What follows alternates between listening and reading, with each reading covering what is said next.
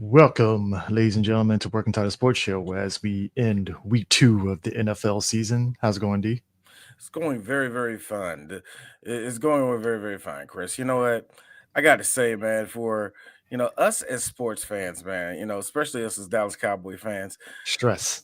yeah, they want stress. They're on our tail! Danny Morty, 5 seat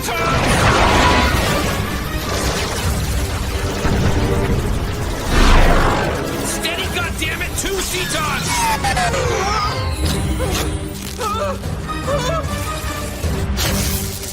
Fire! Pull up, Morty, pull up!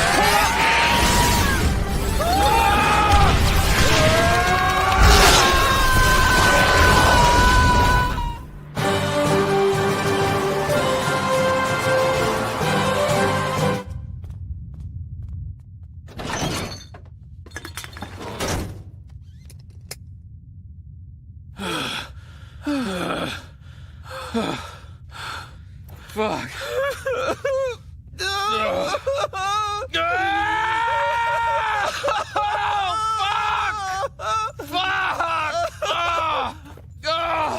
I can't fucking do this anymore! That was seriously fucked up. We almost died. So you agree? Fuck yes!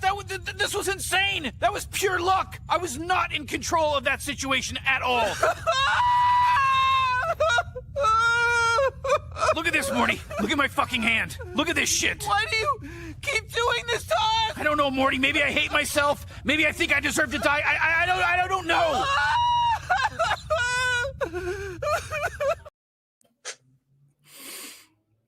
We're going to get into that for a minute. I said that I was following the PG football situation and stuff, right? And things have changed. I actually have the standings here for 4A, 3A, and 2A, 1A. Now, before we go on the end of that, any of that, because I already got my things. I don't want to, because I don't. I just want to bring this out the way. I had to get this out the way. How did you get the scores? Because I couldn't get the scores. I got the scores, but I had to get them separately. What are you talking about? I had to high school scores? piece them together. Yes. So I went to Max Preps. They have the schools in, yeah. So that's cool. That's cool because I went to the one. I clicked off the tab. Yes, I did. It was like Maryland football schools, and they had all the Maryland high schools up there and all the rest of that shit. But the problem I got was when you looked up the standings, you just get the cert. You just get the nothing. No, I got standings. So I got that.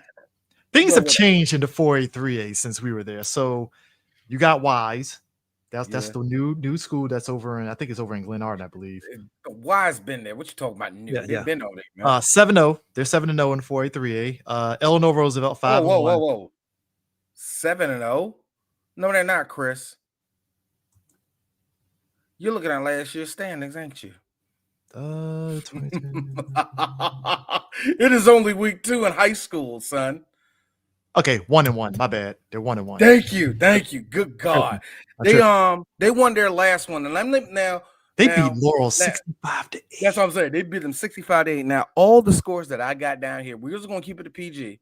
Just keeping it PG. No offense to anybody else in the DMV. We will mention your school if your school is a shit, but we're just keeping it to our county because we can talk shit about people from our county. This is how that is. So yeah, Laurel got they shit smacked, nigga. And most of these scores that I will tell you people are going to be blowouts. But I'm hoping, because I know football's better in Florida, Ohio, shit, and even Virginia is better than us. But I can believe y'all have the same similar blowouts like we do. So I just want to know. Anyway, go ahead. All right, so we got 4A, 3A East, which consists of Old Mill, Great Mills, Arundel, Crofton, Severna Park. Yeah. Actually, hold up, because we're not going in that one because that goes to everybody. That goes to everybody. Because they split, because the way they split all the A teams and all the rest of it, and I think they always been did it like this, was that's everybody in the state. If you fall on the 4A, 2A, 3A, whatever like that. You know what I mean? Everybody still goes to regionals. Everybody still goes to state. You know what I mean? Oxon Hill is in 4A, 3A South, which is Oxon Hill, Potomac, Whitman, Einstein. Yeah. Probably have to go the other route. So let's just keep it over there to Oxon Hill. Oxon Hill is currently 2-0. They just beat Duval 45-0. So Jesus. Potomac, on the other hand, yes, they just beat Parkdale 38-0. They're sitting at 2-0 as well. That's actually pretty good. Not bad. Yeah. I know you're going to mention it, but Flowers is 2-0 right now. They're 2-0 right now. They just beat Roosevelt 26-0. I know Roosevelt and Prince George's County is pretty much our powerhouse. They're consistent. It's changing up, but usually they're the powerhouse that isn't the math. You know what I mean? In PG. Yeah. But speaking of Roosevelt are sitting right now at 1-1. They're sitting at 1-1 right now. Yeah. Speaking of DeMatha is 3-0. They just beat three teams from Pennsylvania.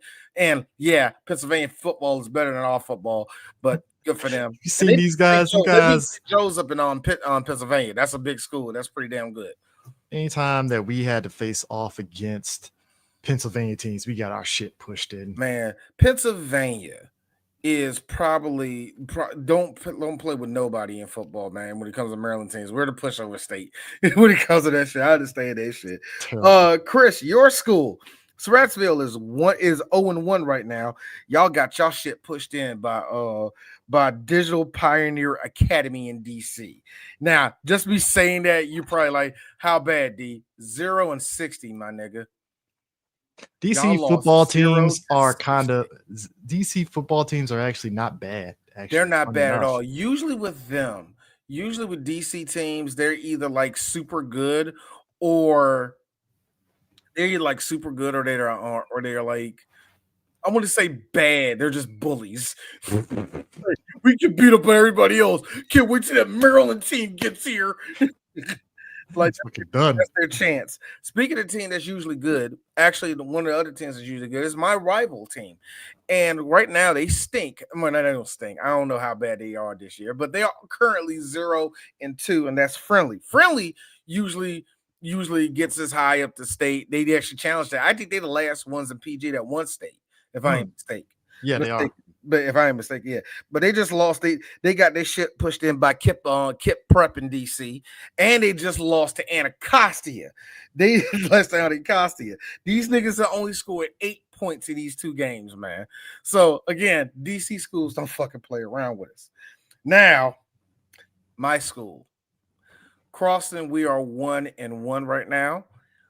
And we beat Bladensburg, and I will get to Bladensburg in a second, Chris, because we need to talk about Bladensburg real quick. But we just lost to Alexandria City. If anybody knows who Alexandria City is, they're the Titans. Yes, those Titans. Remember the Titans, them motherfuckers. If you ain't from my city, yes, that's a famous fucking school here. Alexandria City don't fucking play with nobody, yeah. But yeah, we lost to those motherfuckers. And Bladensburg. Speaking of Bladensburg, they just lost to Bowie. Bowie's 1-1. They just lost to Bowie 0-57. Damn. The week prior, they lost to Crossland 0-45. Bladensburg, do not make me talk shit about y'all. Here's the thing about 100 points that got hung on you within the first 2 weeks. Here's and ain't a DC school that did it. I need people to put something in perspective. When it comes to PG County schools, some schools are more known for their basketball programs than football programs. Bladensburg is one of those schools that's more known for their basketball programs than football programs. Their football program is just skating at this point. It's been skating, I should say, for a while. Like that was like, if you face off against Bladensburg in high school, that's a tune-up game. If you want to get your confidence up. But me, Bladensburg, I remember when Croston stunk in football. I remember they used to beat us up. They beat my 3 years in Crosland. They beat the shit out of us. Okay, so I don't know, man. But it happens, though, man. Bladensburg, but that's kind of funny to me seeing Bladensburg getting blown out in those 2 games like that. Yeah. Your rivals, Gwen Park, they are currently 1-1. They just lost to Newtown 12-26. That is like the only competitive game I have seen out of all these. Gwyn Park to me, they always have been competitive because of the fact that because they're in, and it's weird because Gwyn Park is in the southern tip of PG County. So they're getting the benefit of some of the St. Mary's County schools that are like really good with their football programs, like Calvert and St. Mary's. See what I'm talking about? Ohio is already in their 5th week, man. We see. Anyway, but go ahead. I'm sorry. Go ahead. Yeah, so they always get the benefit of being able to play against like the better schools once they get past like Surrattsville and all that. And true to form, they take all the good players that should go to Surrattsville. They take all the good players that should go to Crossland. You know what I'm saying? Usually, if you live in Clinton, your options are basically don't run too fast. Crossland, Friendly, fucking Gwyn Park. Don't run too fast. Don't run too fast. If you go to Surrattsville, don't run too fast. There will be somebody like, wants to be a Yellow Jacket. You don't want to be a Hornet. You want to be a Yellow Jacket, don't you? Come on here. Come here. Get about Nissan Sentra. Come on, let's go. You want to be a Patriot? You know, it's down the street. But I feel that's what Friendly does. I feel like Friendly, because Friendly and Gwyn Park both have the same type of, and we both have the same feeling for these schools. Fuck them, but they do have a pedigree when it comes to what kids they want to go to their damn school. Field? I was jealous. Their football field looks like a legit like Friday Night Lights Friendly, because they got the booth where the people are doing their everything there, and it's like in this little like deep entrenched. Man, fuck them. I know. Fuck they yard, nigga. It's like Surrattsville had a tower, but it's probably abandoned. Man, I don't know if they still got that junk, do they? I don't know, man. They probably destroyed it. Crossland just did something amazing. They fixed the field. I'm like, thank you. Got money. Crossland, here's the thing. Crossland always had money. It's just that they didn't know where to direct their shit. Like, I don't know. But whatever, man. That's the school. If there's any other school I got down here to mention, I already mentioned Oxon Hill, Surrattsville, Wise, Suitland, who is usually the better team. They always have players coming out of Suitland. They just won their game 49-0 against Northwestern. They're 2-2. They're 2-0 right now. And I already said Flowers. I already said Wise, and I already mentioned DeMatha and Boo. Yeah. So any other team. So if you're from PG and you hear any other, if you're like, oh, y'all didn't say nothing about Parkdale. Fuck Parkdale. But I'll probably mention them next time. I would say fuck Central, but I think some kids in this neighborhood go to Central and they probably gonna hurt. Like, I heard you say some shit, nigga. What you trying to say? My school's small? Yeah, bitch. Anyway. Now look at this. Okay, so I'm gonna go over the top 10 of the Maryland football. Now I want to know that though. Yeah, because they're going to be Baltimore. I know they're going to be the Baltimore schools, the Townsend schools. So, number 1, St. Francis Academy. Number 2, DeMatha. I expect it. Number 3, Archbishop Spalding. I've heard of him. Archbishop. Yep. Our Lady of Counsel. Number 4. Yep. Council's up there? Wait a minute. Council's up there? Number 4. Yeah, they would be. McDonald. Number 5. Quince Orchard. Heard of them. That's Montgomery County. Number 6. Calvert Hall. Number 7. 8 North Point, which that's over by where I got married at. So that tracks. That's Anne Arundel.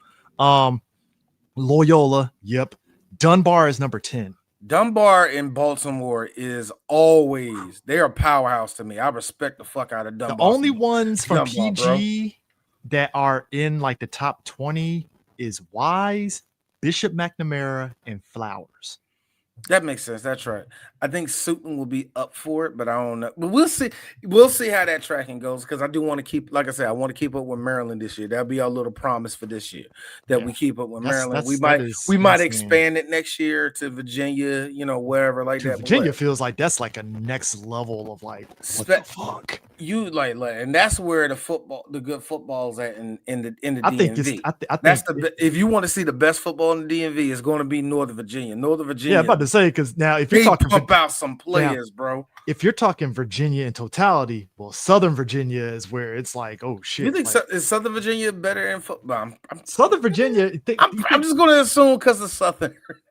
I mean, put it this way. I think, okay, we mentioned Northern Virginia, right? So cool. But the reason why I say Southern Virginia, when you get below Fredericksburg, I'm gonna say it like that. Fredericksburg and below, I think it gets interesting, just because now you're factoring in like Virginia Beach area, You got and the Richmond, Hampton Roads, Richmond, Petersburg, Blacksburg, Petersburg, Richmond, that area, and then Roanoke. The spots over, weirdly enough, going down 85, that little corridor, and that's pretty much it. Yeah, it's a lot. It's a lot. The only thing, it's so funny. Tell you how fucking it's like in DC, niggas still think like I will say this: the name Seneca Valley has been up and down in the DC area as far as how good they are. Yeah. Mm-hmm. So, but yeah.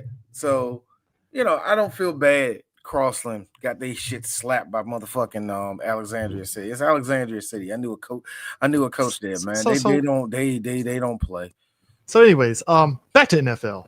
I will say this: stressful as Dallas Giants was, it was entertaining because Russell Wilson went, as everybody said, went vintage Russ. But to your point, and you nailed it, when you go to the well too much, you're going to fail at some point going to the well.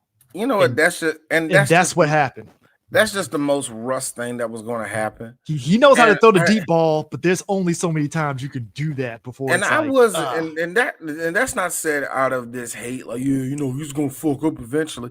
I just knew that he would because that just kind of tracks for Russell Wilson as a fucking player.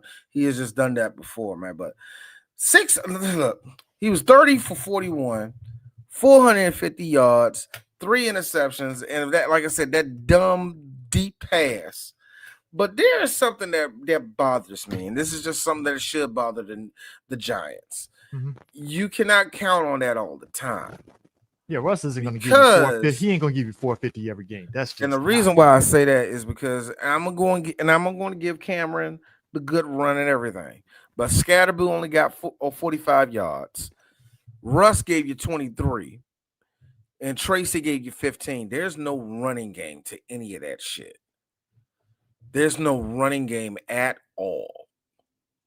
And I know there's a lot of people as excited for Scatterboo, and I think y'all just like his last name more than y'all like who he really is. I saw the nigga when he played in college, man. He made it. That's how I felt when I saw one of the Giants. Like, wait. Scatterboo made that shit, nigga. Whatever, man. Like, he didn't do that good when he was on that's me hating, but like he was on the Sun Devils. I thought to myself, he got an NFL ready name that people will like, but I don't think he's going to make it in the NFL. Next thing I know, like Cameron Scatterboo. I'm like, Scatterboo, wait a minute, what? Anyway, but that was Malik Neighbors getting 167 on us, man. Wan'Dale Robinson getting 142. Look, I'll say this. I think somebody said it best. It's the fact that right now there are people on Dallas's defense that the defensive coordinators aren't necessarily using them for what they're good at. Like one of the big things is Russ was carving up that zone defense badly. And the big problem I had, and I think this is what all Cowboy fans or anybody that was watching the game had. We're seeing that's actually the best one. When Robinson went on that motherfucker, he went on the straight, and you see right in front of him is Elam. Elam's further back because he's a safety, and you got Diggs right there. Now Elam's already backing up anyway, but his focus is on I think it was on Neighbors at that time. Yeah, it was on Neighbors. Still backing on that part. Yeah, that's where he's playing zone.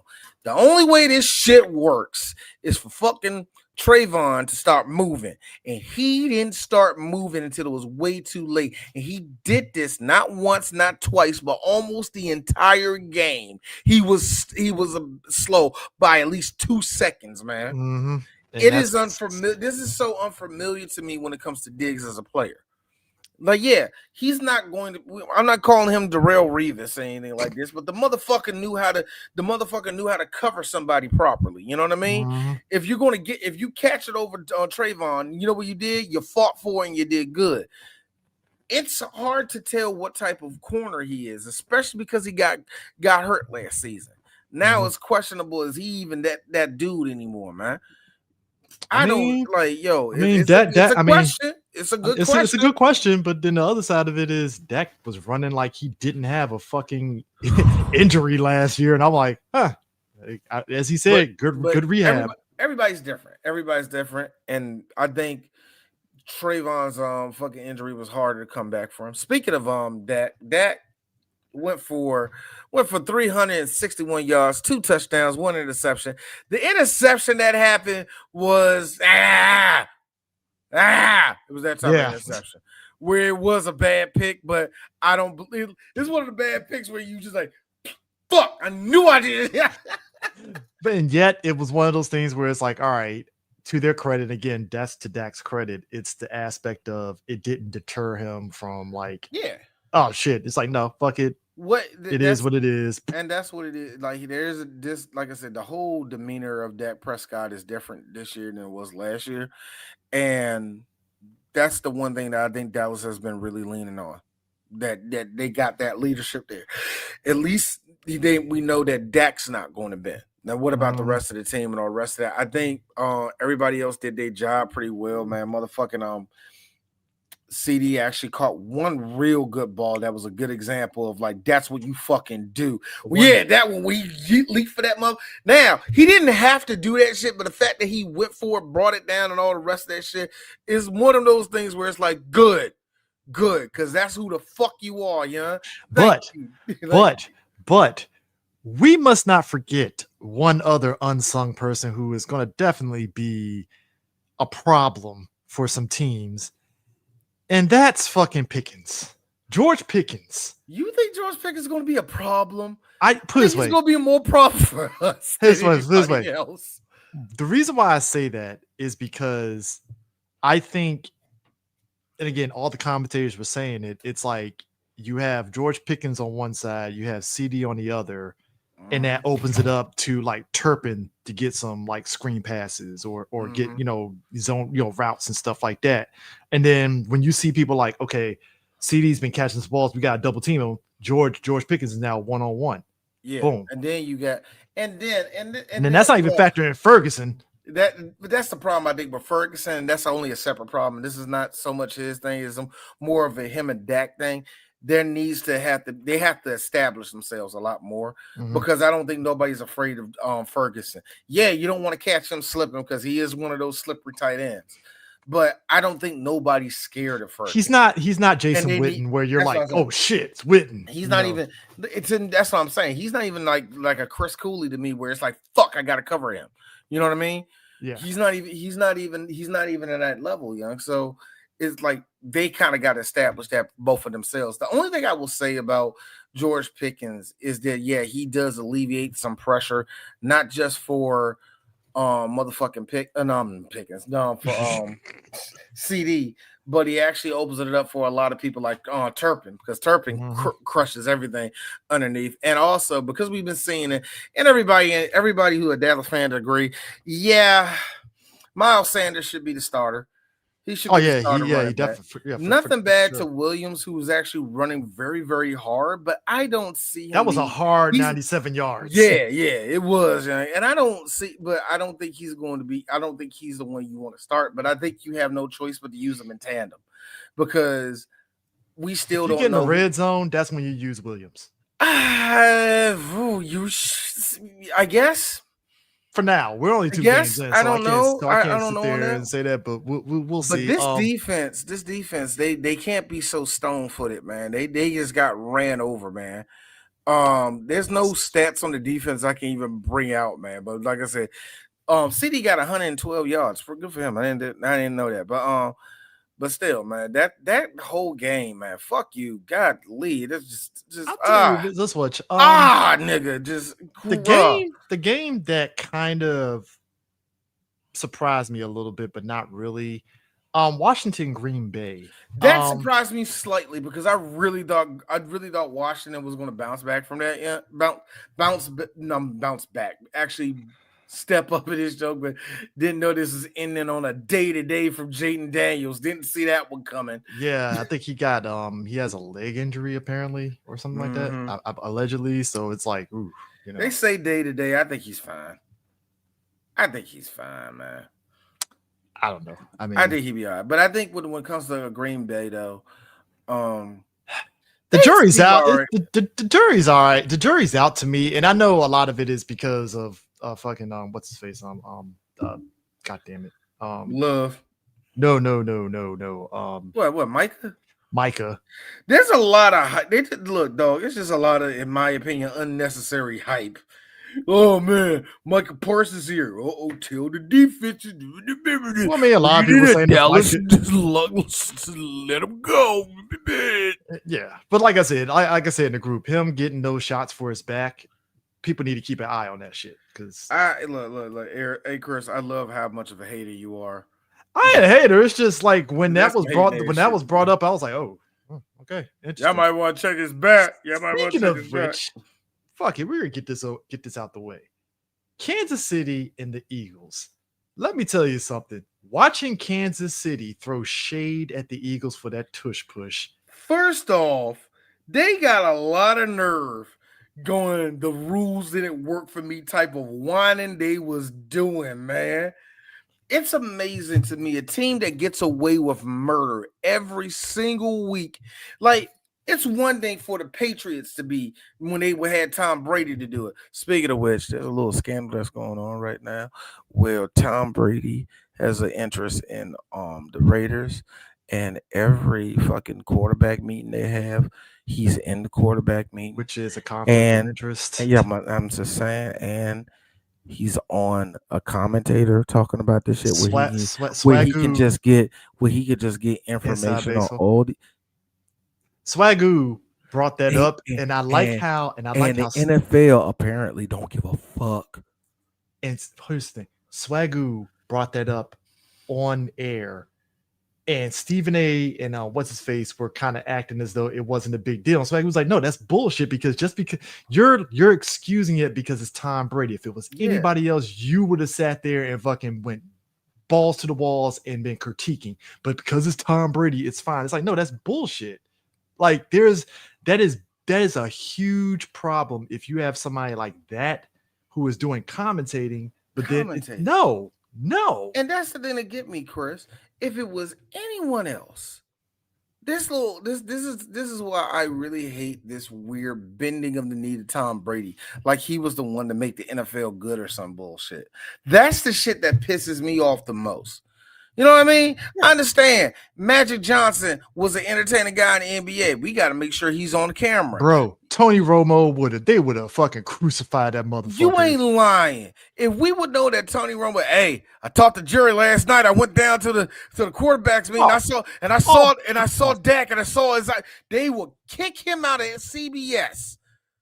That contract, they will literally rip it out from front of him and set it on fire, man. Come on, bro. but because it's Tom Brady, you let it go. If we heard that Greg Olsen sat in on all the shit that the Carolina Panthers did, and he had a stake interest in the Carolina Panthers, don't you think he would have got fired? Mm-hmm. No, because it's Tom Brady. God bless Tom Brady, because apparently he's the greatest player to ever put on cleats, and we need to worship this motherfucker. Here's the thing.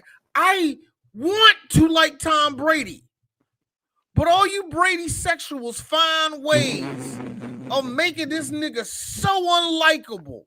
Every single season since 2003, I have to find your guys find a new way in a new crevice on this man's penis to lick, and y'all letting the whole world know that you found it.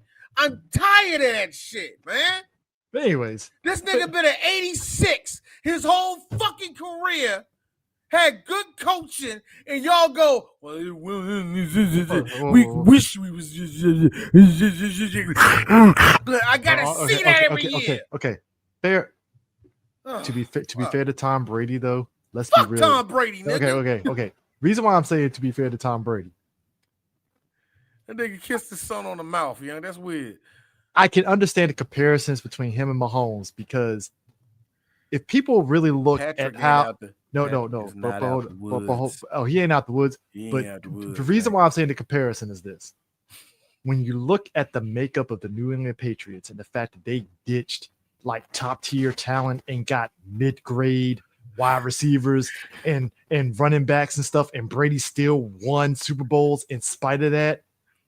That's a credit to Tom being able to will that into. That's a credit to the motherfucking system. I don't give a fuck. No, but that's more so on Tom than anything else. Because bullshit. think about it. No, but think about it. As soon as Tom bounced and they put another quarterback in there, the shit flopped bad. Because it worked for him. That's what I say. It's Tom Brady that made it work. If you no. Here's the different reason I say that. Because if Tom Brady had busted ass receivers down in Tampa, he would have never won a Super Bowl. If he didn't have Mike goddamn Evans down there, he would have never won a Super Bowl. So I don't want to hear about that shit. If he ain't had Shaq behind him and Shaq on the other side of the defense, he would have had it. He had a good running back for the first time in his career. He ever had for the first time he really had a good running back behind him. Yeah. There wasn't some 74 that had to play like a 90 just so he could keep his small ass contract. I want to hear that shit. You know? Anyways, Kansas City. Hold on. Let's get out of the way. Fuck Belichick. I'm loving the Tar Heels. Let him retire. Let that nigga retire. I'm loving the Tar Heels getting their shit pushed in. I'm fine with it. Tar Heels football, huh? That sounds stupid. Well, you know, Natron Memes and Antonio Brown.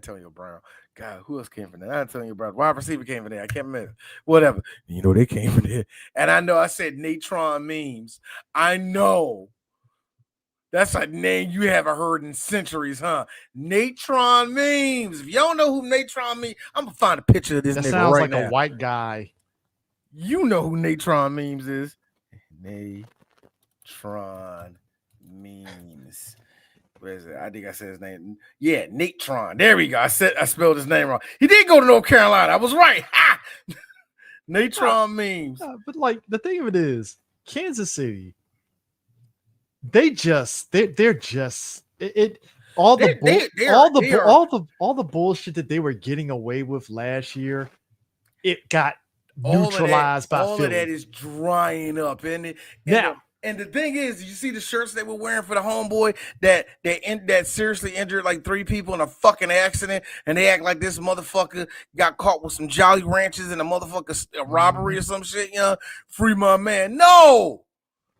In fact, if you find this out, him getting sacked for 6 games is more of a punishment that he's getting for the motherfucking jail, for the motherfucking egregious thing. Those people he injured, he's getting more time for this in the NFL than that. And y'all sitting down, oh man, free my man. Fuck all of y'all. Same time.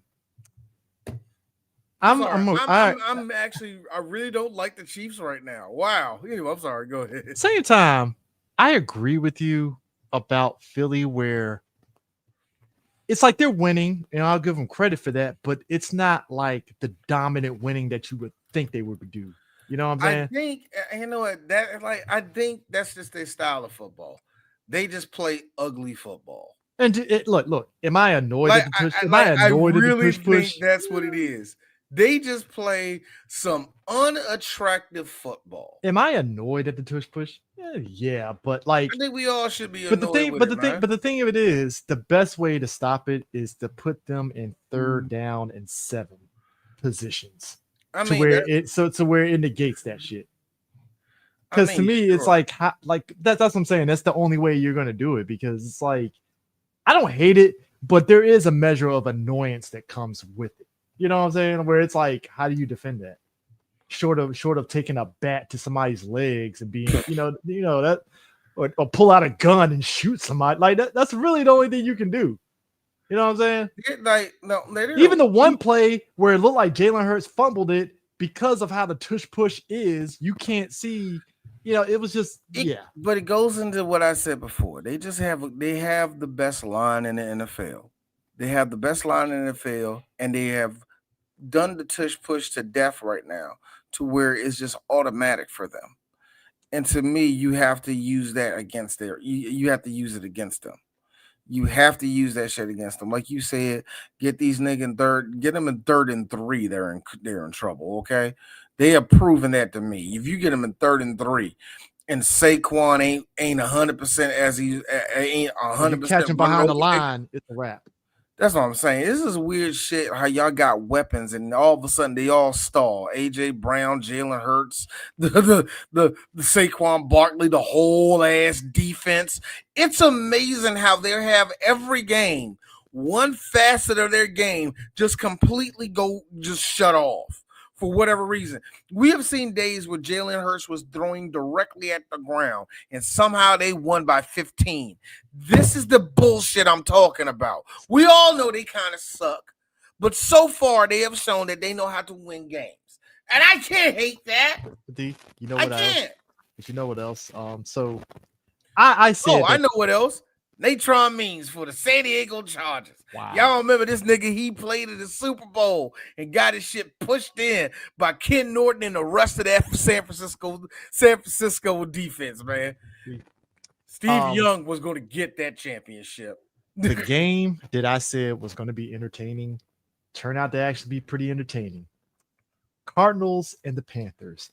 The Panthers had a shot. Why? Like, Chris, they had a shot. I hate how you said that. They had a shot. You know that. First off, I'm gonna say also this. Sorry to Keaton, our boy Keaton. He was in pain on Facebook. I saw his post. He was like, "We almost had it. We almost had it." Look. The Panthers are a poverty. Okay, they're a poverty franchise. And don't get excited, Cardinal fans. Y'all still are. Y'all, they're 2-0 in the West, buddy. They're 2-0 in the West. Chris, have they beat anybody in the West yet? Have they played anyone in the West yet? No, they played the sorry ass Saints. Or the 49ers. And then they played the sorry ass Panthers. So basically, what you're saying is the 49ers and Cardinals are two peas in the pod. They haven't played nobody yet. I feel like all right, San Fran. Who did they beat first? Who did they beat first this year? San Fran. They beat I know they beat I know it was. They beat the Saints second week. I know they beat the Seahawks. Close game against the Seahawks. That was a close game with the Seahawks. That was a game they should have lost against the Seahawks. They should have lost. I didn't know they ain't. I think the 49ers are way stronger than the Cardinals. They still have a strong defense, but I really don't see this team. They don't impress me at all. Even with that win over the Saints, they still feel like, I'm glad they got their. I'm glad that what's the face in them got their revenge. But I mean, I really am glad that the Bengals let they did something. But I'm gonna say something. Y'all lucky. Y'all are lucky, and I mean this for the whole NFL.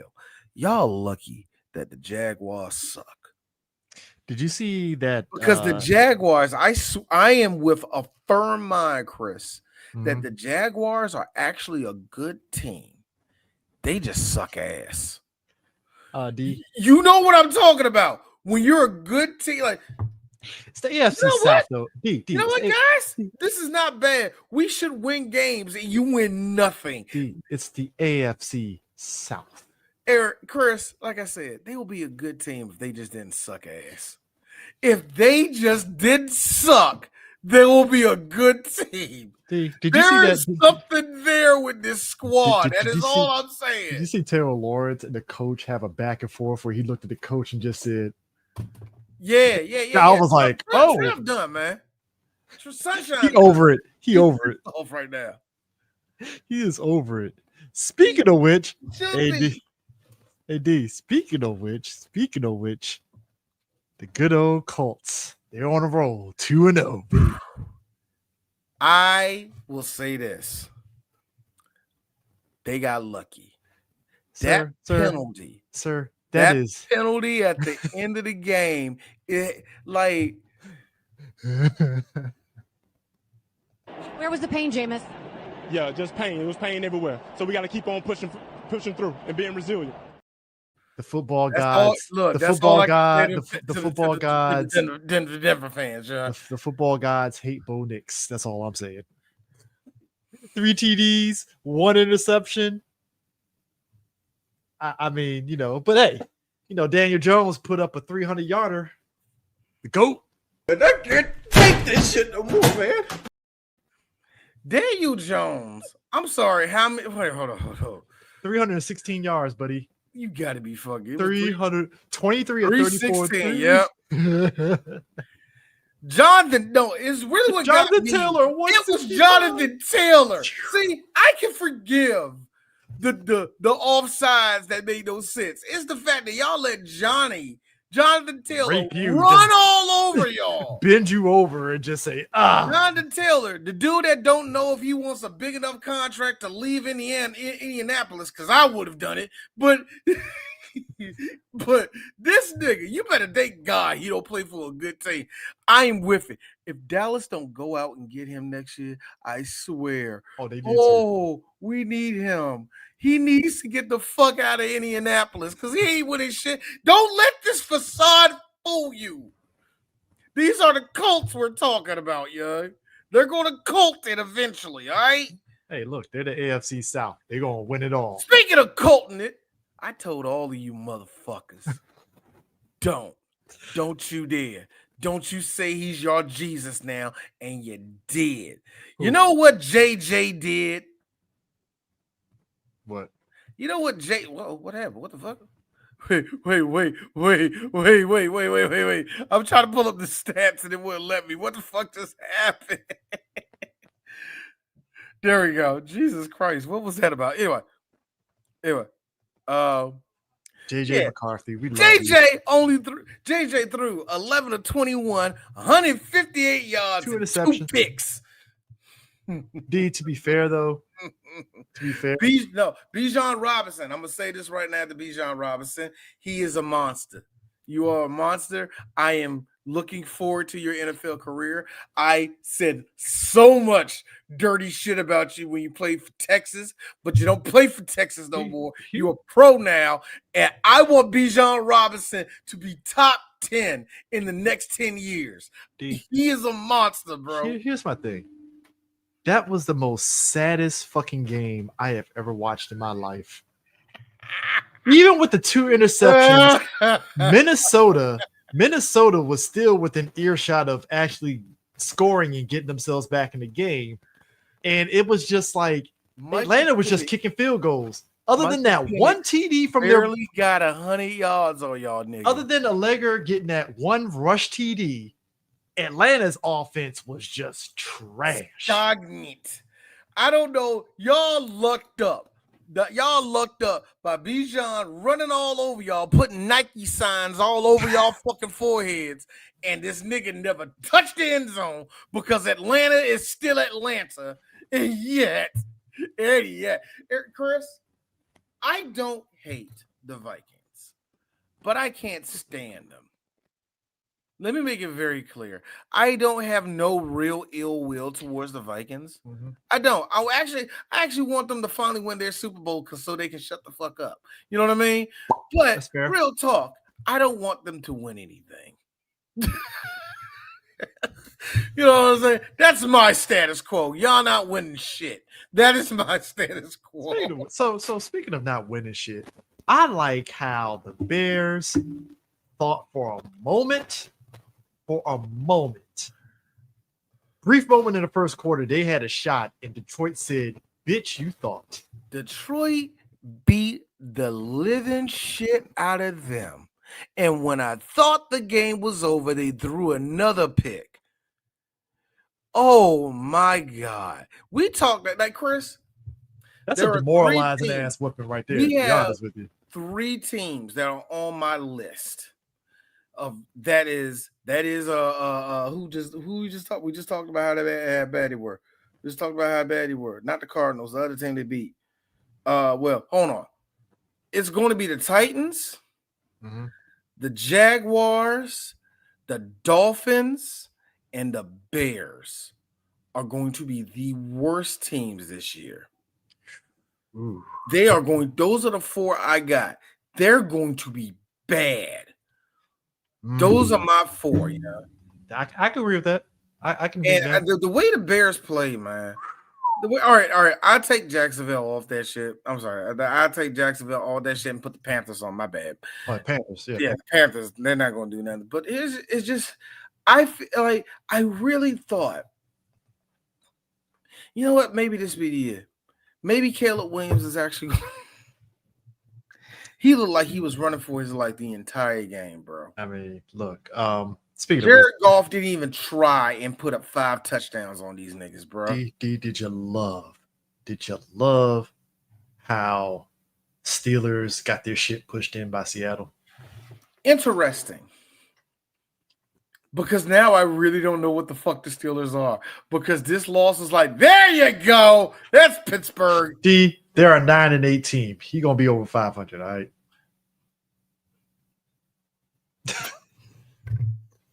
9-8, over 500. It was kind of amazing how they just kind of be flatline. Nigga, that fourth quarter, the Seattle Seahawks woke up and just said, fuck it, let's go. I mean, just that Ravens kicking the shit out of the Browns was fucking hilarious to me because I'm like, well, of course they did. Of course they did. Well, at least the Browns are feeling good now. But the Ravens are feeling good about themselves. But somebody else had me rolling because it was like, did the Browns lose the game or did Joe Flacco throw the game for the Ravens? Y'all need to shut the fuck up. Y'all need to shut the fuck up. It was a homecoming game for Joe Flacco. Yeah, it was. To be fair, this is what happened last week to the Ravens. No march. Hey, everybody, look at this. It's that boy who laughs at everyone. Let's laugh at him. Wave to the people. Blow them kisses.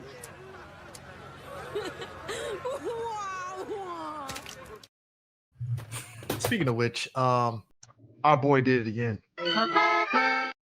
Actually, Yeah! That's your bitch a curse.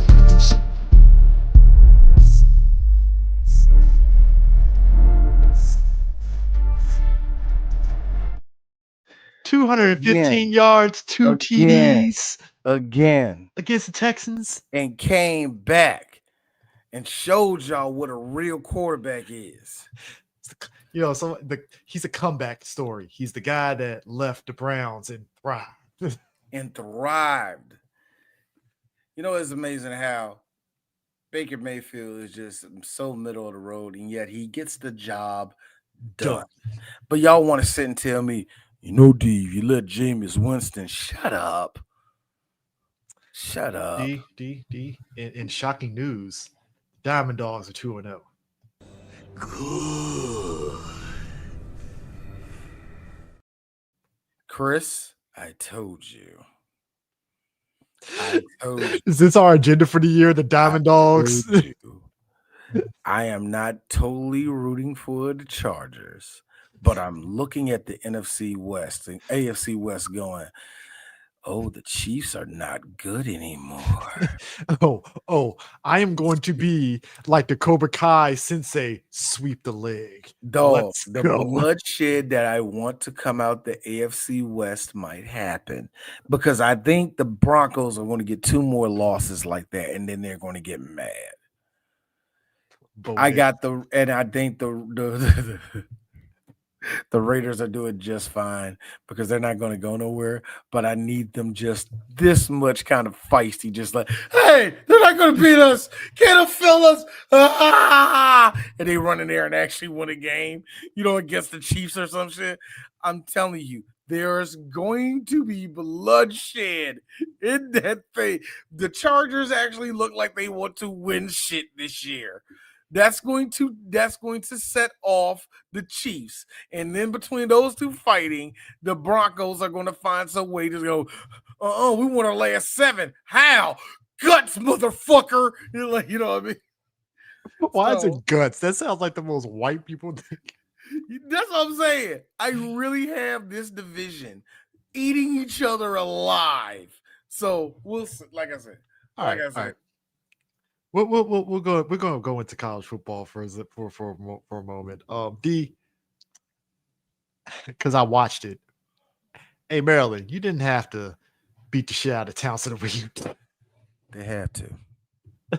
They had to, Chris. As a person, as a dude that has been playing NCAA football for the last 4 weeks. I'm gonna tell you something, and as a person that has one of his teams to be Maryland, I'm gonna show you the stats later on, but I'm just gonna put it out there. Fuck the Big Ten. Do you know how hard it is to win in that division with Maryland? This is a video game. Chris, it's the video game, I know, but nigga, do you know how hard it is to get anybody builds- to come to my school? Fuck you. All of my good players leave. They went into the portal. They hop right in that fucking portal. Look, That's how you know it's I gave Angie the controller to make her own player. She made this nigga named the Megatron Jameson. The Megatron was nice. He was only at 84. Only at 84. And this nigga said, I'm taking my talents somewhere. This nigga said, I'm going to Boise State. I'm like, fuck you, first off. Because I put Boise State in the Pac-12. They don't win shit in the Pac-12, and the Pac-12 is a skeleton league. I'm sorry, you left us to go to Boise State? I hope you break your legs, nigga. Like, That's how you know it's fictional, because that would never happen in real life. Yeah, it would. You'd be surprised of these kids. Good example. Actually, good example. I need to score for that, because it's actually a good example of what happens when these motherfucking schools get greedy, huh? Hold on, let me see the name of this shit. Because they beat these niggas. Where's it at? Duke and Tulane, okay? Mm-hmm. Duke and Tulane. Tulane has been becoming a better football school, and I'm not saying they can beat ranked teams, but they can make ranked teams sweat a little bit. You know what I mean? Duke, as we know, middle of the road, but they get some good prospects coming out of that school every now and then. Duke spent about $7 million to get the quarterback from Tulane to play for Duke this year.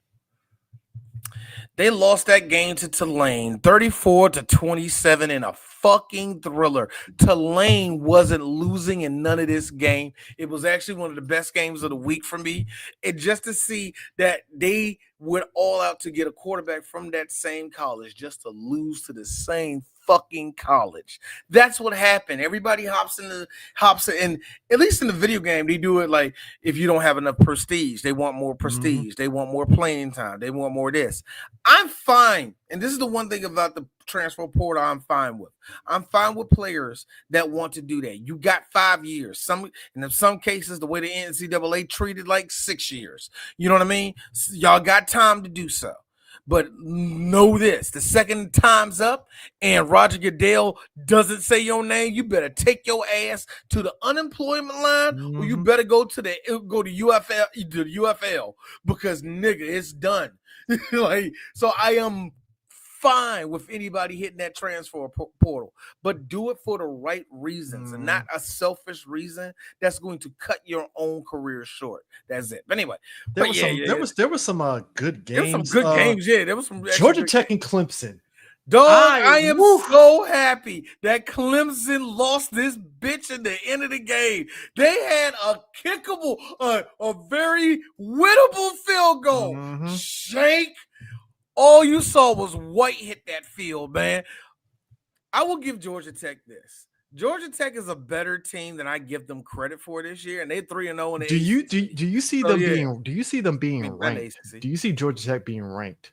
After this, I don't know. I want to know the rest of their schedule. Because I mean, Clemson. But I think this does go a long way towards when bowl season hits. Oh yeah, it will. I will say this: the way I saw the attitude the last 2 years.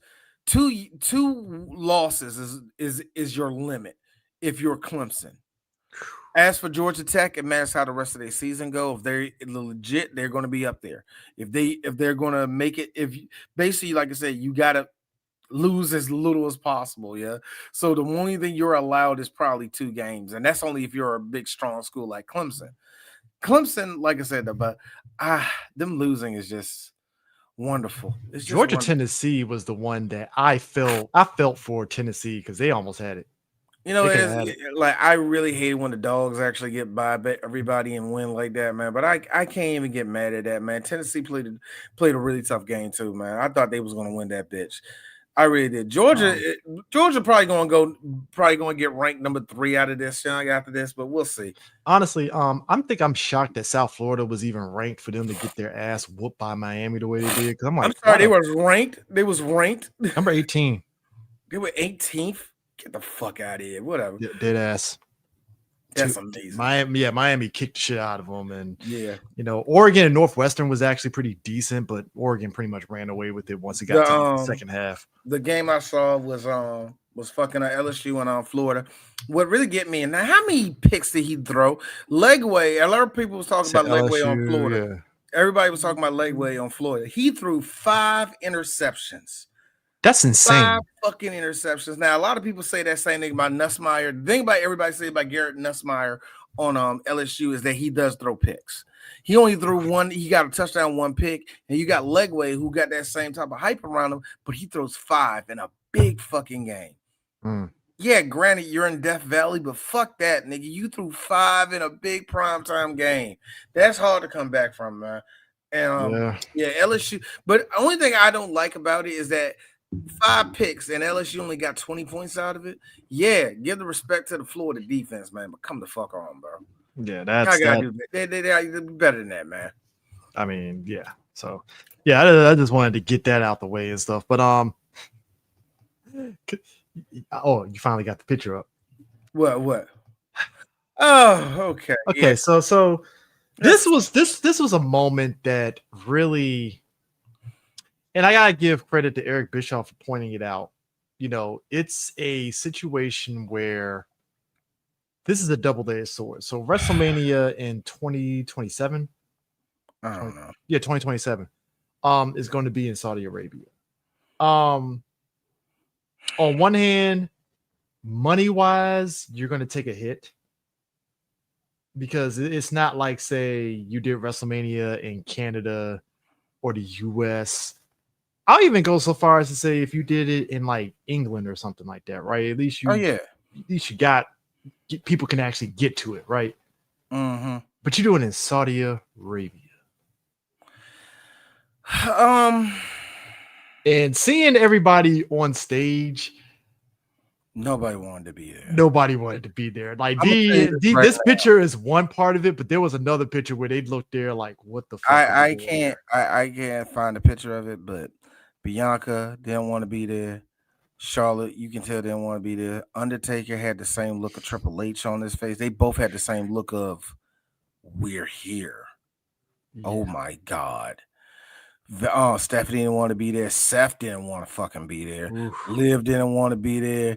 Of course, Logan didn't want to be there, but that's for different reasons. But still, I mean, that's only person that wanted to be there is the Prince. Everybody else got a gun at their head. Here's the thing. I gotta wonder what was like. Here's the thing. Crown Jewel is one thing, but what Vince McMahon did, one of the last things he did was what? Crown signed to TKO. Mm-hmm. That was one of the last things, and that's when we started getting all the motherfucking Saudi Arabia shit. This partnership was leading to this regardless. A lot of this was going to help the country of Saudi Arabia. Like, if you didn't think it was going to get there, then you're a fucking fool. Because the second you saw Dana White's wife beating face on television, you already knew where WWE was at. This is the reason why I'm mad at it, Chris, is because that Vince signed this shit to TKO, who really have a hand up the ass of Dana White, who to me is one of the worst fight promoters of all time. But for some reason, mediocre white guys can't get enough of his penis, and they keep acting like this dude is actually talking intelligent shit. By the way, terrible. By the way, Dana still hasn't paid his fighters. Dana also still talk trash about pro wrestling, and yet we let you on our television. Thank you. Which, funny enough, ironically enough, hey Dana, there's a reason why some of your fighters want to be in WWE, because at least they'll get paid. And then, but didn't I hear this? Because what just passed with the Canelo Crawford fight, I'm starting to hear this shit. This motherfucker's trying to move this act, try to do this thing called the Muhammad Ali Act. What it basically he's going to do is kill anybody from trying to get their own stuff done with their own fights, trying to promote their own fights. You have no choice but to go to the UFC and basically doing what? All right, y'all remember what Vince McMahon did to wrestling? He wants to do that to fucking boxing. Unlike wrestling, boxing does not need that shit. It doesn't. You want to know what I noticed in this last fight? And I know this is going into the boxing too, but this is something I noticed, Chris, because I saw Max Kellerman, who looked like he just gave away his whole house at the end of that fight. By the way, excellent fucking fight. Oh, that fight. Bud had him the whole fight, but excellent. Chris, it was boxing. It was pure boxing. Thank you. Loved it. Thank you. Like that fight. That's actually a good transition, actually. Yeah.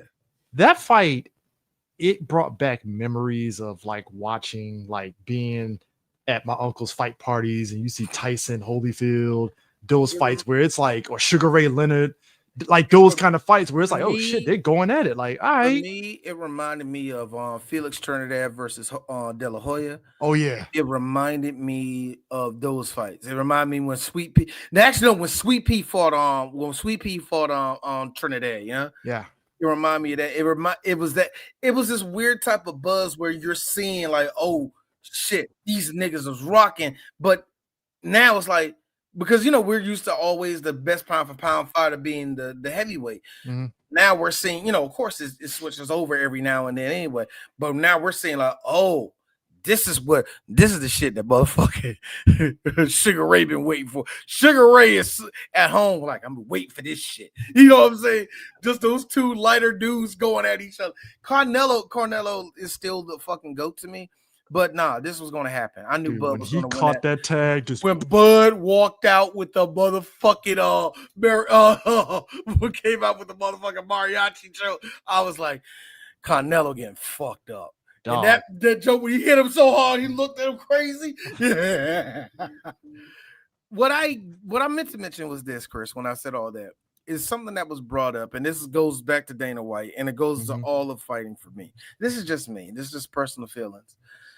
I had to hear Max Kellerman go in and basically saying that America doesn't produce the best fighters no more, and that, of course, it's Mexico. That's wild. And yeah, I know I'm going somewhere with that. And Mexican America is the reason why fighting is still going on all this shit. Let me make it very clear. What we saw in there was the two best people in boxing going at it. Let's just, and this is not me taking away from nobody else, because yes, there's been a boom in Eastern European boxers. They're the ones that's actually kind of holding up the fort a little bit. I will give them that. And then you have just like you have not just the European boxers, but you have I think it's just white boxers in general. They're starting to show up. But anyway, then you have the Mexican Americans that everybody said Mexican Americans, they produce some of the best fighters to me. I think Mexico is probably is like number one, if they're not number one, they're definitely number two, because then you have America. And I notice a lot of analysts, they don't like including America in it. And I think to myself, well, who are the most who are the American boxers? And I look around, oh, black guys. Yeah. Wait a minute. And it's like this backhanded diss to black boxers. I'm like, all the best boxers right now are black. Yeah, if you really pay attention. Shakur, Boots, fucking Bud. Mm-hmm. And I can't name all the Mexican fighters because there's a bunch of them. They are really good. But we saw the two people who, to me, are holding the sport up. The two best sides, African Americans and Mexicans.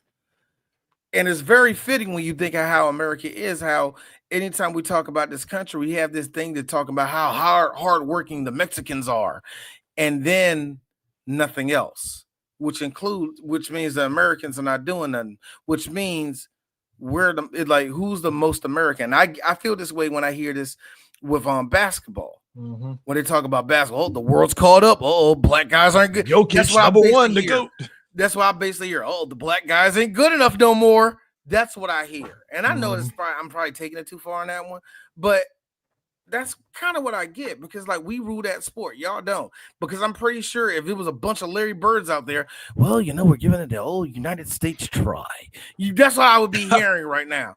But now there's a whole room of now that the U.S. basketball team is nothing but LeBron and his friends. They're not good enough. They lazy. They this. They that. I see that shade. I hear that shade. That's what I see. Now taking that to Dana White.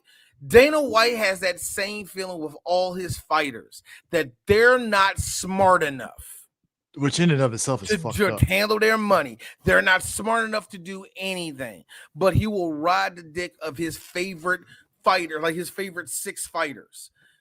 And it's sad. And we see John Jones doing the coon shit he does. John Jones is an incredible fighter, and we can't give him no credit because he over there looking like Steve. Like, well, yeah, I miss you like a rock in my shoe. That's how he talks to Dana White. That's what he does every time Donald Trump and any of them white folk get around him, man. So, like, I really like. All right, I kind of lost it. I just hate Dana White, and now that he's in WWE, I'm pretty sure he wants to have his hand in WWE because, and people have noticed this when it comes to boxing, despite what everybody says, still draws in the most money when it comes to combat sports, more than the UFC, more than pro wrestling. So Dana had his hand in the last like 3 or 4 fights that were pretty big. And somebody noticed, like, yeah, hey Dana, ain't you you're trying to do something, ain't you? And I think that's actually going to hurt the sport instead of help it. Yeah. Well, you know, you just want to do whatever. Get off, yeah, whatever, buddy. You want your bit, you want your hot take. Okay, whatever, buddy. It's like, and when I read up homie who said this question, he worked for Ring, and he's like, yeah, Dana White's trying to take over boxing. Y'all don't know this, do y'all? And that's what one of the big buzzes is coming out of this weekend too, is that Dana White is secretly trying to do that. With not only that, Chris, he has Saudi money behind him. Now, do you think this is go ahead? Do you think this has a lot to do with him taking over boxing? You think a lot of this has to do with how Jake Paul has been maneuvering with boxing in terms of making things a spectacle, and maybe that kind of piqued his interest a little bit on that? I would say he has to be looking over the shoulder, and he should. Yeah. Because despite what we think about Jake pays his people. He pays everybody what they're worth. Yeah. And not only do they pay a lot, they make a lot in the process. We can talk a lot about Jake, and I fucking hate him. But the spectacle around the matches, it benefits everybody. Yeah, the spectacle and all that. Hey, Dana, he's way a better promoter than you. And his whole thing, like I said, like we said, I'm not a fan of Jake Paul, but like he even pointed out, like, no, I'm trying to get the people paid. Here's the thing. Like that's what it comes down to. What's the face was like that. The Japanese was like that. When they ran Pride was like that. Yes, it was funded by Yakuza money, but they were the same way. We're putting on a spectacle and we're trying to get people paid. Yeah, Rampage even said that. Rampage mentioned at the end of the day, though, and Rampage will tell you, them Yakuza niggas, though, they the ones that fucked it up for everybody. And I keep promising that I'm going to go over a little bit better one day. But yeah, that's all you need to know. The Yakuza came in there. No, the Yakuza was always had a hand in there. But when it came up to somebody to quote pay or pretty much give up power and didn't, that's what kind of started the whole thing. But anyway, yeah, I mean it's. But where we seeing WWE at right now, going to Saudi Arabia, doesn't help nobody. I mean, just financially, it's like, yeah, you're getting money from the Saudi prince, and that's great. But just in terms of the actual audience, don't you dare put that evil on us. It's not already enough that the UFC is going to have a fucking pay-per-view at the White House, which I'm already fucking just punching air on anyways, amongst multiple things that's fucking happening. I really thought, like, I was laughing at that one South Park episode where they showed Donald Trump in the backyard and it looked like a Florida pool party, and I was like, ugh, that's what he made the White House. And then when I heard about the UFC thing, I was like, oh my god, he's putting a giant ballroom, $200 million of our taxpayers' money. It's going towards him. Putting a giant Chris, the peasants can eat water. Okay, get out of here. There's good hardy dirt on the ground. They can dig out of that. What you talking about, Chris? Speaking of drama, I'm trying to see somebody get their face cracked in on the White House law. What type of fucking country are we in? so my thing is this. It's already enough that people got to go through, gotta, sail the pirate seas in order to watch WWE now with all the bullshit that's going on with that. Now you're gonna, and it's already enough people already. When it comes to Crown Jewel, it's very mixed bag on how people carry it, which is understandable. I'm not even gonna knock that. But now WrestleMania is in Saudi, and it's like the spectacle. It's like, think about it like this. The reason why WrestleMania weekend is so great, and I went to WrestleMania last year and it was dope, is whatever city WrestleMania is in, it benefits all the local indie wrestlers and all that stuff. So like it was in Philly last year. Fun times, right? It was fun. It was exciting. You see the local Philly wrestlers, you have NXT, you have all the stuff there in the Philadelphia area, and it's just business is booming for everybody. Now you're going to have it in Saudi. What does that mean for wrestling other than, it's just going to be NXT? I do got a question about that and too. And that's because here's a funny thing. If y'all did this in like Mumbai, I wouldn't say nothing because there's a booming presence of wrestling, professional wrestling. Oh yeah, 100%. You know what I mean? I would understand that shit. If y'all did this shit in Tokyo, we'd be like, ooh yeah, that what's been special shit. You know what I'm saying? You'll see what I'm saying. You might get some New Japan shit. You want to know some real shit? I told this to wifey. If this shit was in England, she like, it would have been lit. Oh my God. American fans have been waiting to see a WrestleMania in England. We think England deserves it. I mean, look, of all the countries, England deserves it more than anybody. Feel how you feel. AEW's All In fucking kills over. Exactly. It kills over in Wembley. If you put that shit in the motherfucking Tottenham Stadium or the O2 Arena, nigga, it's gonna kill. Or you put it in Wembley too and try to break a record. Yeah. You know what I mean? But what kills me is that Saudi Arabia, I can admit, we as Americans, we won't see the benefits of it. Until it happens. We won't. Even if it happens, we probably won't because the Saudi government don't give out their numbers to us Americans. We're the poor ones, remember? So we would have to go to eye test based off of the crowd. You would have to. And you know what we get off the eye test every time we see Crown Jewel? Nothing. But a bunch of, and I hate saying like this because I don't want to be stereotypical, but a bunch of rich Saudi assholes in the stadium. I mean, I don't see no regular people. Yeah, it's better than American, sweaty, fat American fans, but it's the same to me. And also, too, unlike, say, I'm flying to the UK or even to a point, flying to Tokyo or whatever, where at least you have a shot, who's really flying to Saudi to see this? And also, you cut your audience in half because what woman is going to go over to Saudi? You know what I'm saying? So it's like. Exactly. Speaking of which, I hope y'all like titties because they're going to leave them in America. They ain't bringing them over there. Well, you think they're going to let a special leg show out? I don't know. Which I feel bad for whatever the storylines going into 2027 is going to be.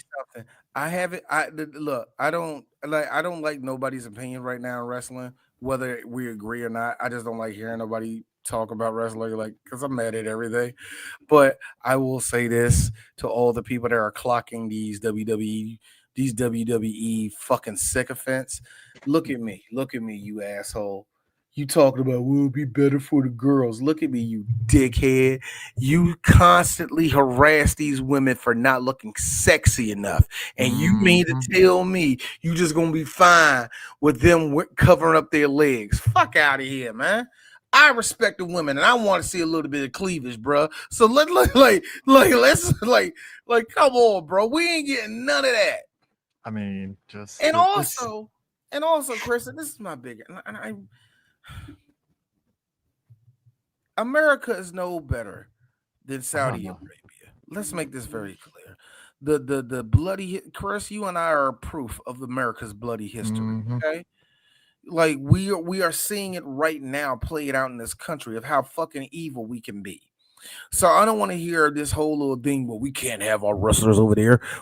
Do they have any integrity? Bitch, they wrestle in America. Do you know that some of your wrestlers, when they go into the country, the only thing that's protecting them is the white wrestler that's beside them? Mm-hmm. You know that, like that's the thing that gets me. I understand how we feel about the politics that go down in Saudi Arabia, and yes, the shit we hear is horrific. But how is it any better than us? How is it even worse than us? Well, we don't kill journalists, yeah, but we kill our citizens. D, pause. We don't kill journalists yet. Yes. If you see now, if you see how this current administration is running after old boy got shot in the neck, that might be on the fucking block.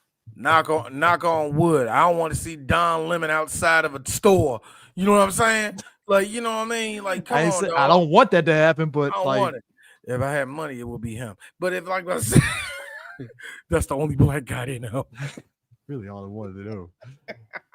Nah, but it's just like to Hey, me. shout out to my boy Lester Holt getting the fuck out of NBC when he knew it. They're getting rid of all the niggers. Well, I better be. Look, well, as the charming light skinned one, I'm out of here. It's Lester Holt. See you later. Peace. Lester got that derby and that trench coat. See ya. Y'all crackers about to fuck up. I'm out. now, here's my thing. I think everything on that stage told you because we already know how the wrestlers feel about Crown Jewel. A lot of them ultimately bend the knee. It's a job. They've been so it's a job. They know what they need to do. Much as I like laughing at what happened to CM Punk just showing up for that shit, let's just be real. Everybody has to in this company. It's just a thing. Just fucking do it. If you don't want to do it, stay at home and not get paid. And that's what more the wrestlers go, fuck, I want to get paid. Yeah, it does so nice. Put on the fucking cape. Here's my thing. Unless you're Sami Zayn, and you're like, nah, I'm good. Sammy finally started doing it, and I don't know how that went through there, how that went down. I'm thinking too, but I'm also thinking, come on, he's a bleeding heart. You know, he probably didn't want to do that, and all of a sudden, because I know it's hard for them to be over there, a couple of kids over there in Saudi Arabia who are Syrian, love them, and you know, he probably said, "Fuck, those are my people." I got to. Y'all ain't telling nobody y'all Syrian, right? Good. That's what see. That's what I said. Somebody's like, see, we don't do it in America, really. If you say you from Canada, niggas looking at you too hard. So what? Like, do you know Bret Hart? Take your waffles back up there, Canuck. Dude, I swear, the more that we have gotten 20 plus years distance from WCW, the more vindication of shit that we already know got solidified. I still laugh at the fact that, look, to echo Big E, we all love Goldberg and those 30-second matches and all that stuff, right? We know it. We ain't there for no 30-minute classics. We there for him squashing folks and all that stuff, right? Cool, whatever, right? But it's amazing when you get people like Regal, Brett, and even Eric and some other folks that talk about Goldberg and WCW and how like he could have been so much better if he actually learned how to wrestle. You know, but no, he had great men put him on. Space 22, man. 22. 22! Oh, man! Oh, man! Oh, man! Oh, Goldberg! Where are you? Why me? Why me? Why me? Why me? Goldberg. It always get me. Goldberg did not deserve to have a battle with Sid Vicious. To me, personally, God. He did not. Sid Vicious was too good of a. He was too good of a wrestler. Like Goldberg, a man who picks up other men and throw them in. Oh, lastly though, real quick, we need to have a whole thing. Wait a minute, Goldberg. You can't touch me. Goldberg, a man that can't touch another man. real quick, lastly before we go.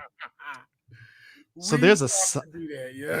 there's a saga going on where there's a rumor that Angel Reese may or may not be leaving the Chicago Sky. Okay, okay, I have dodged a lot of Angel Reese stuff because I know. I mean, they went 1-13 this year. I don't know how you missed that. Like, come on, like. Let me be real. The Chicago Sky has way bigger problems than Angel. They really do. Oh, they do. Oh, they do. They got way bigger problems. It's just that Angel. Here's the problem I have with Angel. Mm-hmm. I think she talks too much. Number one, and number two, baby. I get the house is on fire. Bitch, give me water. Like, what do you want me to do? Like, that's what she does, yeah. She's talking about everything like, yeah, I get it. The internet is out. The house is on fire, though. I understand that. We ain't got no baby girl. They drank all the ocean spray. I understand that is very rude and very selfish. The house is on fire right now, Angel. That's my only problem with it. I ain't got other than that. Yeah, I ain't got a problem with Angel Reese. I really don't. Yeah, but what the fact that that's even up there though, that's funny to me. But the fact that I feel like that's just that's the other problem I have with it. I feel like a lot of the news that we hear from Angel Reese is just Angel Reese fans being annoying. Obnoxious, just straight up just making up shit just to keep her in the news. Her and Sasha Banks fans are the exact same people to me, and I can't stand them. Do not get me started on Sasha because it is annoying. It is. Look, I don't hate Sasha, but I do. I'm questioning. You enjoying seeing her being everything I told you that she was. I'm questioning Sasha just like I question what's his face when he got to AEW and was collecting belts. It's like, what is the purpose? Kenny Omega, what is the purpose of it? Because to me, it's like with Sasha, I'm like, okay, I mean, you're getting these belts, but cool, but like, what is the purpose of it all? You know what I'm saying? Where it's like, she's putting over all these promotions. I guess. I guess. I mean, you do realize that was a joke. I know it was a joke because it's just like your boy that left WWE and was collecting belts. Austin Aries. That's Austin Aries. She's basically that's what she's more Austin Aries than Kenny Omega, if I'm being real. She left WWE just so she can become Austin Aries. You know, unlikable and selfish. That's just amazing to me. Just more popular than Austin Aries, but you know. Easy. That's all I'm saying. Easy. I'm not saying that you're wrong. I'm just saying be easy with that. Low key was popular, nigga. That don't mean. Hey, I meant to mention this. Not too long ago, I was looking at some old low key match, and I was like, "This is the reason why you didn't wrestle everywhere. Nobody wanted to wrestle you, you stiff fucking asshole. Yo, you the shortest nigga in the ring, hitting everybody full force with everything." And I'm like, I hate this dude. Why do any of you like him? I never understood that, man. I fucking hate Low Ki. I meant to mention this in the NFL. Deep voice bastard. That's why melanated ass nigga. I'm so tired. I really don't like Low Ki. I like Low Ki. Low Ki's great. You like Low Ki? I don't like Low Ki. See, you like Low Ki. Low Ki. Low Ki is what happened when we went to WWE and left. I mean, went to WWE and went back to the Indies and nobody respected him for like 4.5 months until he stiffed somebody in the nose and broke their shit because everybody forgot who he was and he became Low Ki. I meant to mention this. I hate this nigga, yo. Anyway, I meant to mention this in the NFL thing.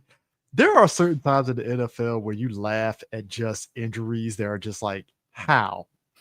Sean McVay is a whole ass coach, and he tore his plantar fasciitis on the sideline. He tore his plantar fasciitis. He jumped out the way.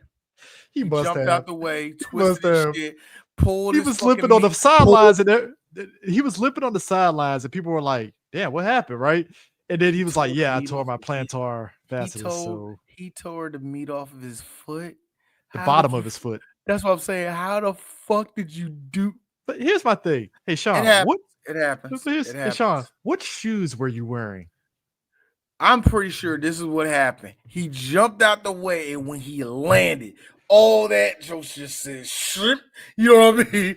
It had to be one I of those know that things has to where hurt. he put his foot down and was like, "How the fuck?" It had to be that. It had to be that. Sean McVay, he looks like any moment he'll say, "Fuck it, if I gotta do it myself, I put a helmet on." Like, so Yeah, that's what I'm saying. The one thing I always get Sean McVay, he looks like he actually enjoys his job as a coach. So, but hair plugs and all. that's a freaky. See, I thought about this not too long ago because I was watching. I was randomly watching. Oh yeah, I was watching Howard University versus Morehouse University in the Capital One Classic for the HBCUs up in New York City, and Howard promptly kicked their ass. I missed I could say half of the halftime show. All I can say is this: I think Morehouse has the better band, but not by much.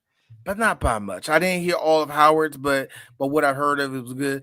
Was it a good game? No, Howard straight up dominated these niggas, young. It was one of them games, man. We are going back to we're going out to the MEAC. We're going to talk about the shit this year. We're giving it one more week so we can build up games down there and all the rest of that shit.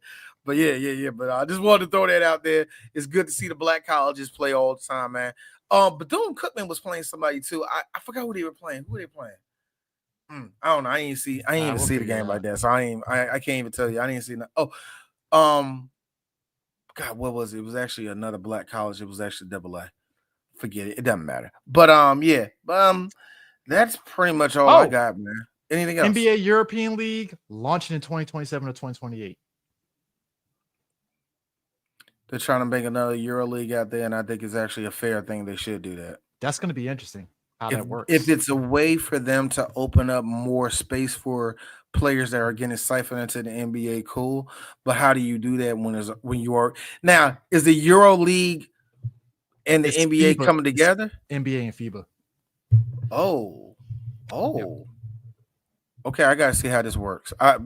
That's gonna be interesting. We'll find out how that works then. That is going to be interesting how that works. I mean, I guess they're making it is the Euro League kind of like the G League? I guess. No, the Euro League is better than the G League to me. Okay, yeah. Because here's the thing, I believe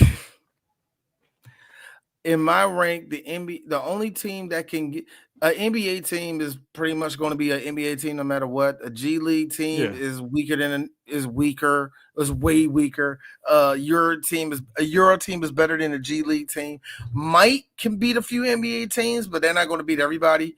Yeah. And then you got WNBA, and then you got a WNBA team that can't beat a G League team. I hate to be that person.